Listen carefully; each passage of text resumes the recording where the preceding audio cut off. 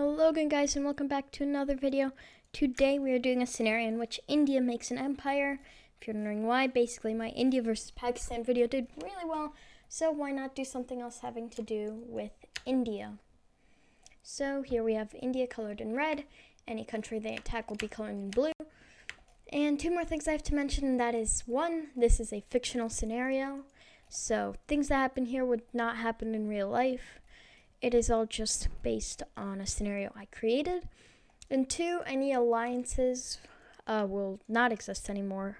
UN, EU, friendships will still exist, like Pakistan and China being friends, Japan, US, stuff like that. But alliances do not, so let's get started with an Indian invasion of Sri Lanka. That's going to go very quickly, as India invades the island in a couple days. They then take the time to invade the Maldives, which I can't really color in on this map, but they do take them over as well. They then begin operations into a few countries, but before that, they basically just ask Bhutan, and Bhutan agrees to join them, so that's an easy bit of land. With that though, they're going to run into their first bit of a harder war, but India's just breezing through these.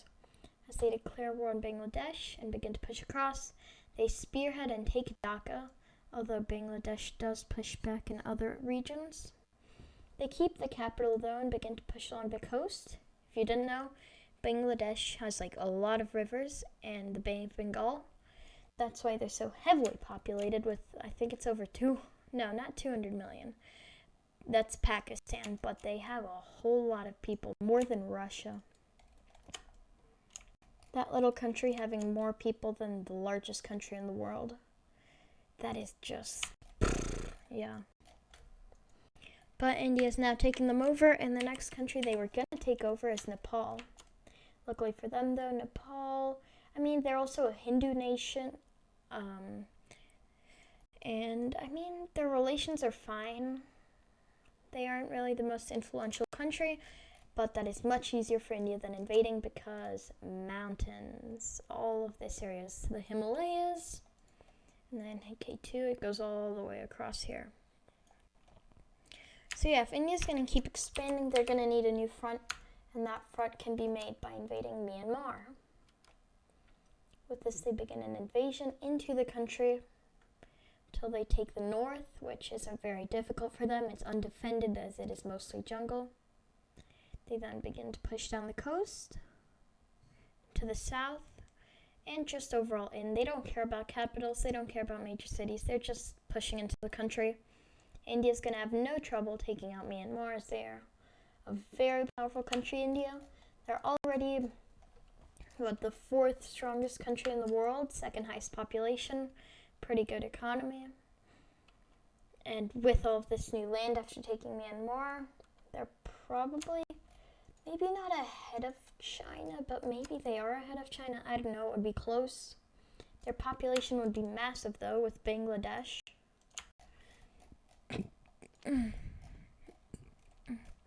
With this, though, India's expanding heavily, and their rivalry with Pakistan is growing as this region exists, Kashmir. It's a big border dispute. India claims all of this land. Basically, Pakistan and China claim those pieces of land. Actually, Pakistan claims all of it. But yeah, it's a massive mess. But Pakistan does recognize China's claims. Yeah, just a massive mess. India also has problems over here with China, although those aren't as big of an issue as Kashmir. So let's have something happening over here with Indian troops moving into a region of Kashmir that Pakistan claims. And Pakistan sees this as a declaration of war. With this, we see China joining in on the side of Pakistan. They hate India and they love Pakistan, so don't see why they wouldn't do this. For now, India will have no allies, but that will change very soon. So let's go ahead and start it with India pushing into southern Pakistan, attempting to push out to the city of Karachi, while Pakistan attempts to push out from Islamabad. If you didn't know, it's about there, pretty close to the border, and New Delhi's about there, so going for India's capital while protecting their own pretty good strategy. Meanwhile, China begins to push into Myanmar/Burma, whatever you want to call it. And yeah, that's not going to be very difficult for them. India was able to take it over with ease, and so will China. Although with this, India does push out a bit in the Kashmir region, as they had a lot of troops here, which are ready to push into China. Now we see India getting their first ally. It's not going to be a huge one, but Vietnam joins in, which consider it a good thing or a bad thing, because that leads to Laos and Cambodia joining. But honestly, Vietnam just pushes up into both of these countries. Vietnam versus Cambodia and Laos, it's a Vietnamese win, like, without a doubt. In the time that it took them to take out these two countries, though, China has begun to push into northern Vietnam.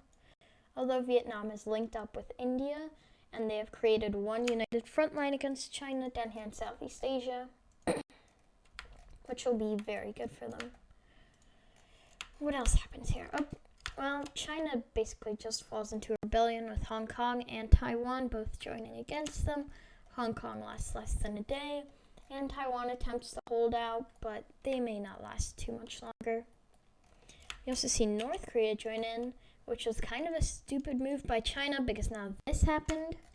And with South Korea and Japan joining, boom, boom, boom. I'm going to try not to turn this into a world war, but a lot of U.S. allies would probably join in. As they're U.S. allies, any war that the U.S. joins in, they're probably going to join in as well. Now, this isn't NATO. This is just a bunch of U.S. allies who are like, hey, let's help them out. They're our ally.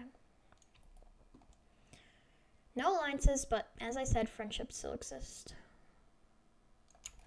So there we go. This war has now just changed dramatically.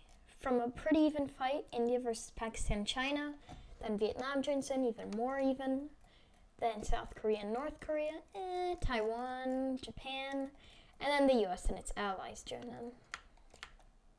So yeah, let's go ahead and continue with the scenario, but it's going to be moving along a lot faster. Although Pakistan does see success pushing into northern India, they eventually meet up with China and take the entirety of the region,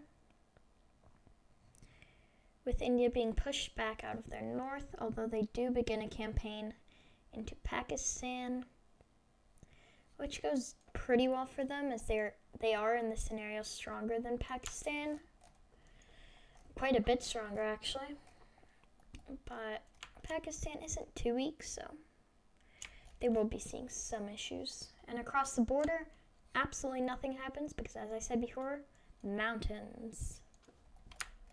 Over here on the South Korean-Japanese border, though, South Korea pushes up along the Chinese border, as the Chinese weren't ready for that, and the South Koreans and Japanese just rush troops in.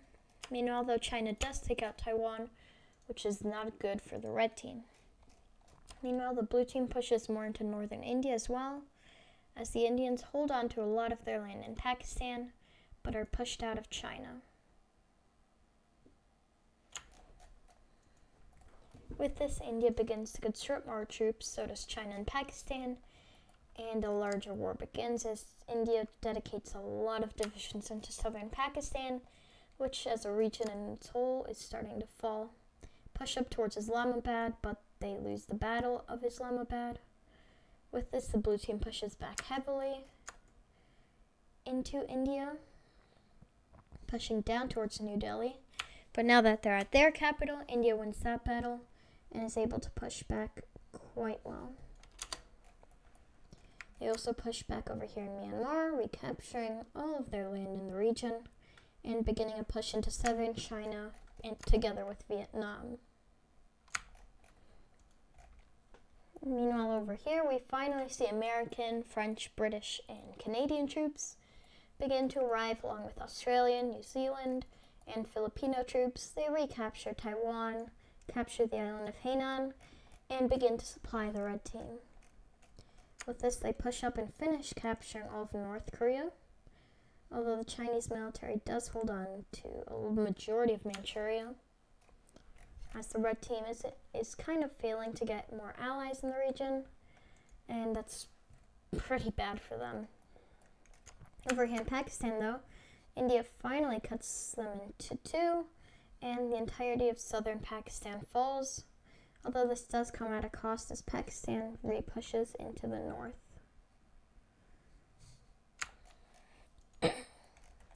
With this though, India also pushes back into the Kashmir region.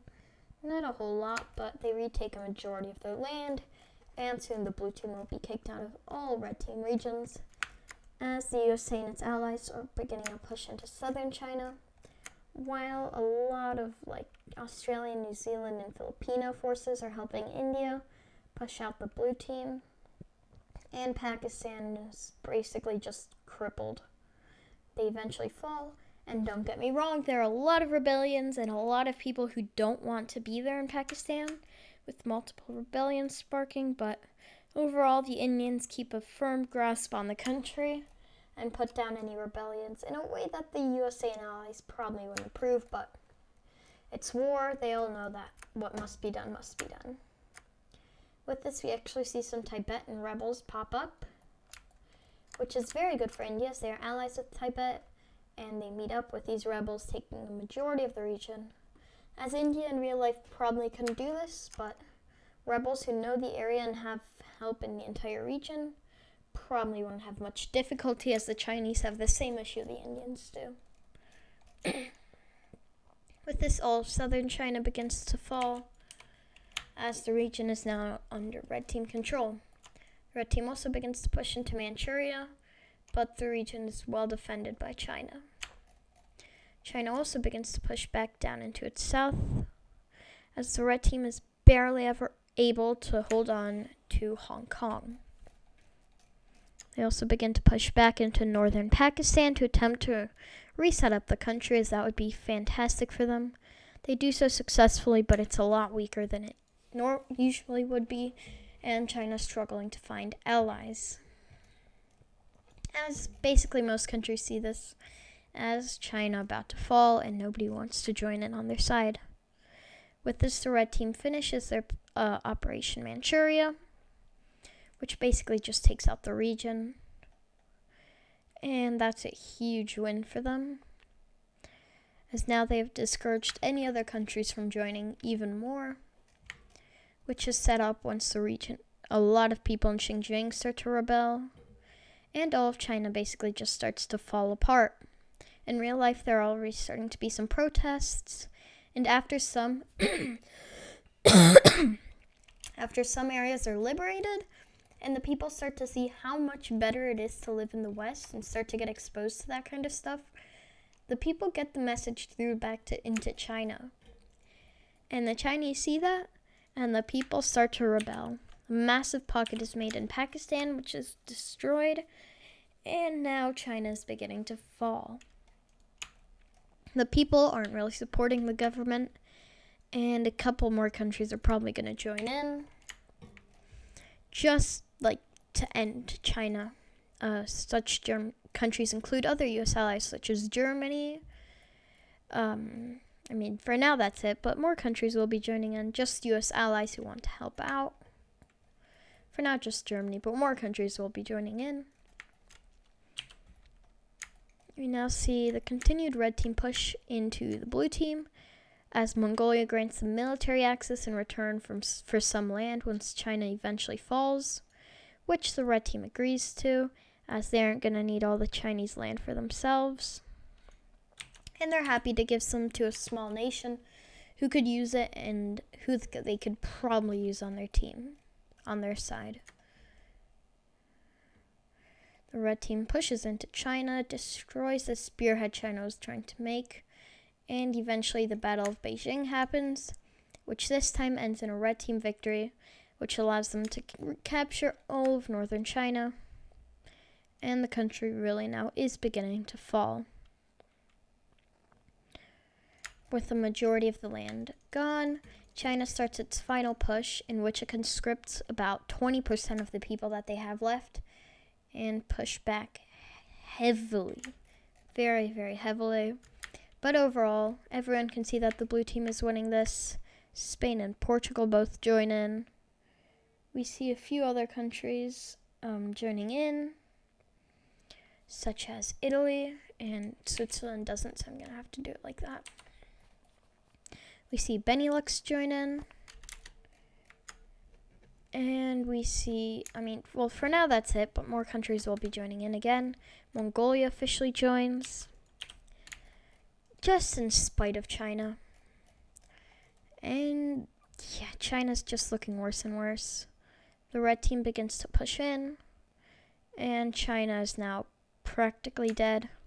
They conscript 50% of all people left and attempt to push back. They don't capture Taiwan. They do push back heavily, conscripting more and more as they go, but overall, the red team is just going to push them right on back, and they're going to have too little manpower left to do anything, as the Chinese put up their final defense and eventually fall. So yeah, that was a long war, but in the end, China died. That's about all I have to say. So yeah, we're going to be setting up a new Chinese government under the control of Taiwan with about that much land. We see India gaining all the land they could possibly want out of Pakistan and China. They could have technically taken more, but if you're going to puppet a country, at least let it have some land so that they're not completely useless to you, you know? Yeah, so India just takes as much land, as I said before, as they want. They decide to leave a couple countries as decently powerful. But overall, yeah, this isn't going to be great for China now, is it?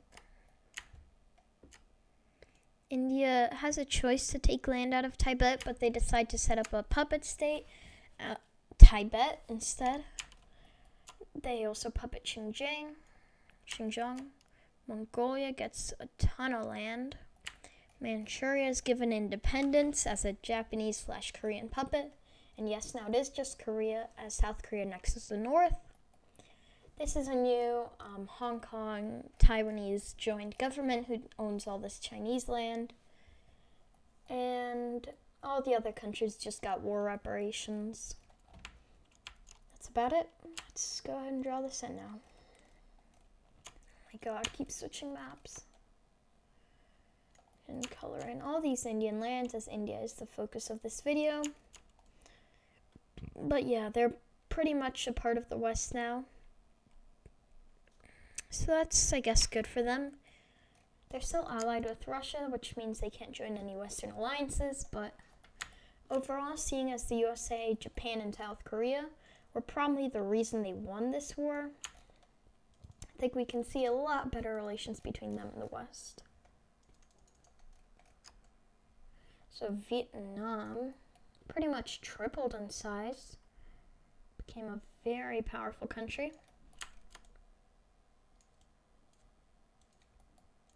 And we see them also becoming an Indian ally as a third party.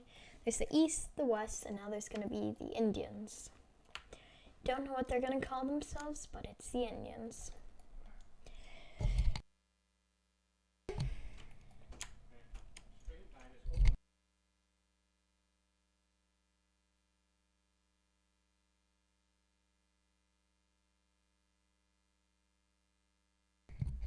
Okay, sorry about that, just some talking in the distance. So let's go ahead and draw in the Mongolian borders. South Korea annexes North Korea. And that's about it. Oh, and Hong Kong is annexed by this new Chinese government. So yeah, those are some interesting borders. Let's go ahead and draw in India, and I guess you could say their sphere of influence, which is pretty large. They're allied with the Japanese, the Koreans, Filipinos, the Australians. Of course, their most powerful ally, the Americans. And a lot of the Europeans. So let's go ahead and draw in them and all of their allies. First up, we have India itself. We have Tibet and Pakistan and Xinjiang all being puppets. Vietnam is an ally. China is a conjoined government. Mongolia is an ally. Manchuria is a puppet of their ally. Japan and South Korea are their allies. The Philippines are their allies. So is Australia and New Zealand. The USA and Canada. And yeah, basically just all of NATO. Wait, no, not all of NATO. Because technically a lot of the alliance isn't allied with them, so I can't color them all in.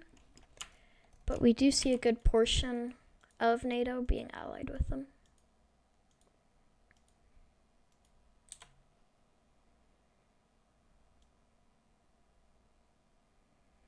No, I can't color it in that way. So yeah, their sphere of influence. It isn't just theirs, it's also American. Are they the most powerful country? Maybe. But I know for a fact that they have to be one of. I hope you guys enjoyed, and I'll see you all next time. Bye.